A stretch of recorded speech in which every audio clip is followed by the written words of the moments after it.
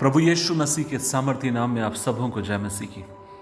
आज के मनन का भाग हमने लिया है जो आपको मुझे मिलता है निर्गमन की किताब अध्याय 17 उसकी 7 आयत, book of Exodus chapter 17 verse 7।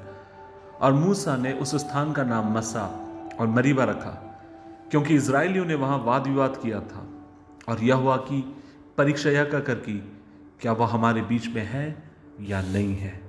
अजीजों, English में लिखा they tempted the lord saying is the lord among us or not. अजीजों, मैं एक बात आपसे कहना चाहता हूं और वो ये है, बहुत सारे लोगों के जीवन में कुछ गलत आदतें होती हैं। कईयों के जीवन में 1, 2, 3, 4 बहुत सारी ढेरों गलत आदतें आप और मैं देख सकते हैं। और यहां पर आप और मैं जब इजरायलियों के जीवन को देखते हैं, हम एक बात पाते हैं और वो ये है, उनके भीतर एक आदत है और वह आदत ये है, वे लोग हर बात के लिए कुड़कुड़ाते हैं। वे लोग हर बात के लिए परमेश्वर के ऊपर शक करते हैं।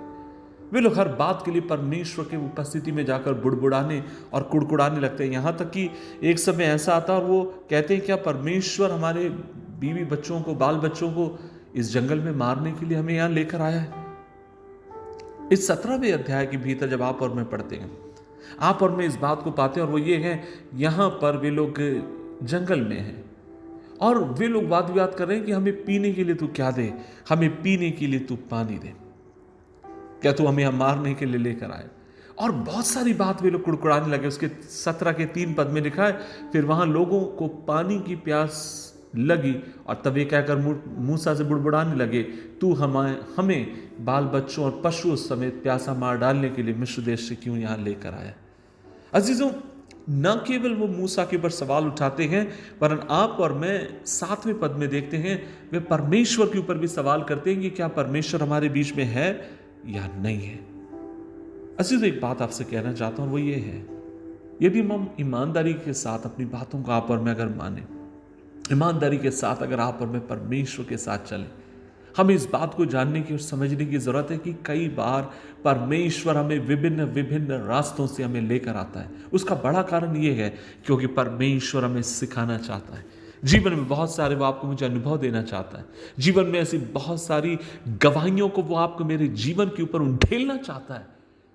लेकिन आपको मुझे चाहिए कि आप और मैं उस बात को समझने वाले हों। लेकिन उसके बदले कई बार हम लोग क्या करते हैं, हम प्रभु के विरुद्ध में कुड़कुड़ाने लगते हैं। जब हमें चीजें समझ में नहीं आती, जब चीजें हमारे लिए सेंस नहीं बनाती, जब जिस तरीके से हमने सोचा उस तरीके से जब चीजें नहीं हो रही होती है, और तब हम परमेश्वर से सवाल कर रहे होते हैं कि क्या परमेश्वर हमारे बीच में है या नहीं है, प्रभु सुन रहा है या नहीं सुन रहा है। आज जो सुबह के समय में एक बात आपसे कहना चाहता हूं कि ऐसी कौन सी बात है जिसे लेकर आप परमेश्वर से कुड़कुड़ा रहे हैं, प्रभु के सामने गिड़गिड़ा रहे हैं। आज जो मैं आपसे बोलना चाहूंगा और वो ये है, आपका मेरा काम है जीवन में, अगर आप जय पाना चाहते हैं, अगर आप एक जयवंत मसीह जीवन अगर आप जीना चाहते हैं, 2 चीज आपको करने की जरूरत है। पहली बात, आप धैर्य रखना सीखिए अपनी इस यात्रा में, और दूसरी बात, आप परमेश्वर के ऊपर भरोसा रखना सीखिए। अपने जीवन में आप धैर्य रखिए, आज नहीं कल मेरा परमेश्वर चीजों को ज्यों का त्यों कर देगा। और दूसरी बात, कभी भी अपने भरोसे को, या दूसरे शब्दों में कहूं, अपने विश्वास को अपने परमेश्वर के ऊपर से हटने मत दीजिए, क्योंकि हम धैर्य और जब विश्वास को हम पकड़कर थाम कर चलते हैं, खुदा हमारा विश्वास योग्य है जीवन में आपके मेरे वो चमत्कार करने के लिए, जीवन में आपके मेरे वो उन बातों को दिखाने के लिए जिसकी आपने मैंने कभी कल्पना नहीं करी।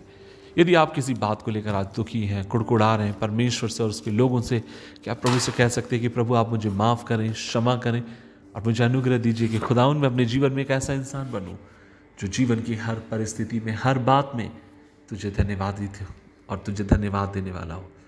आइए मिलकर खुदा से दुआ करें। प्रभु जी धन्यवाद, हमें अनुग्रह दे जिस परिस्थिति से और चुनौतियों से कई बार तू हमें लेकर जाए, खुदावन उनके बीच में हम ईमानदार रहें, विश्वास योग्य रहें।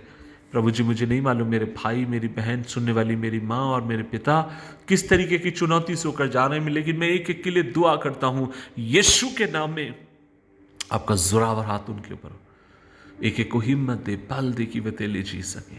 मुझे हिम्मत दे, यीशु मसीह के नाम से मांगते हैं, आमीन आमीन आमीन।